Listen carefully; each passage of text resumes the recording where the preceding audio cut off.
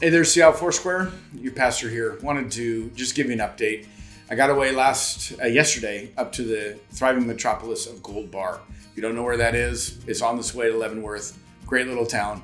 And I got a day to pray. And then at the very back end of that, we got a report that our governor said, hey, you're going to be able, as religious organizations, to start meeting again in outdoors up to 100 people with all the social distancing and all the other requirements. So that was good news.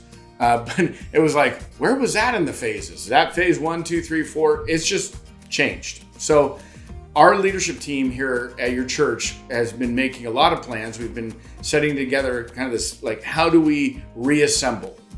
And we're going to work with the government to do that. We're also going to encourage you in different ways before it comes. And so let me just say, as it relates to this weekend, everything's online. We're going to do Facebook, we're going to do YouTube.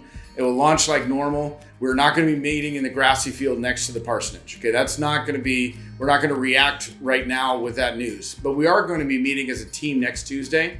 And we're going to be meeting as a leadership team saying, okay, where and how can we start to assemble together? Because there's a cry from our body of going, even if I'm at a distance, I'd love to see them. I'd love to be able to talk with them. And so now that door is going to open, we're going to talk next Tuesday. How do we want to implement that? So stay tuned on that. And here's the ways we want to make sure we're communicating with you. We have a Facebook, we have YouTube, we also have our app, and then there's a thing called snail mail. And I love snail mail. And so any major changes that we're going to make, you're going to get a letter in the mail. If you have not gotten snail mail from me, please reach out to your church office, leave us a message with your updated just address so that we can get a snail mail to you. And then you'll be watching things that come through the email, things that come through Facebook. That's how we're going to try to communicate any of the changes that are going to be. But let me tell you the one change that we know is going to happen from where we are now to when our governor announced that we can go into phase 2 in King County and Snohomish County. That's where the majority of our people live. And in King County and Snohomish County, both those counties are going to at some point go into phase 2. That may be Monday. Most likely it's not. It'll probably be a couple weeks out. But when we do that, it allows for us to begin to meet in homes. It also allows for us to be able to start connecting with people that are not part of your normal quarantine bubble. We use the word quarantine bubble around our house because we got people like Kiefer and Courtney, Eliza and Bear that are part of our quarantine family, our bubble and you guys will have a friend, a neighbor, a sibling, somebody that is in your bubble. You know who those people are. That's where it is right now. At some point, when we go to phase 2, I'm going to ask that you include somebody from your church family into your quarantine bubble. Consider them like two bubbles that go, but they connect. Nice. Be nice. Okay. And they're going to connect. And I want you to be with somebody that you are from this church family that you can have fellowship with. Now, if you're not comfortable to be with them in person, I'd encourage you that it's whatever you can do that's comfortable enough to start going from where we are now to reassembling.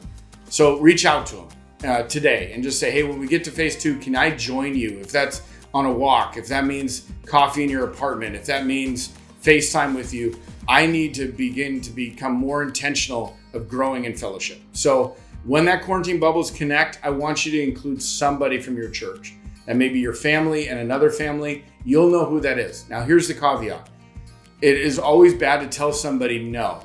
But you might call somebody and go, hey, would you do this with me? And they go, no. Let no be a full sentence. No explanation needed. It could be because of healthy issues. It could be that they already have other people joining their quarantine bubble, that they're not comfortable having others into that. But let's just let no be a full sentence, done, no explanation needed. But don't stop there. If somebody that you reach out to says no, reach out to somebody else. Go, hey, could I join together with you? And that would be my expectation as a church family whenever phase 2 takes place. So in reiteration, one more time, we are not meeting in the field this weekend. We are going to talk about how we can meet on this property with up to 100 people with social distancing. But we're going to have that discussion on Tuesday for our church going forward. Where we are right now, everything will be online. As it relates to phase 2 coming to Seattle, Everett, this whole area, I'm going to ask you, find somebody from your church family that's not in your bubble today that you can include in your bubble for fellowship. Okay, bless you, and we'll be talking soon.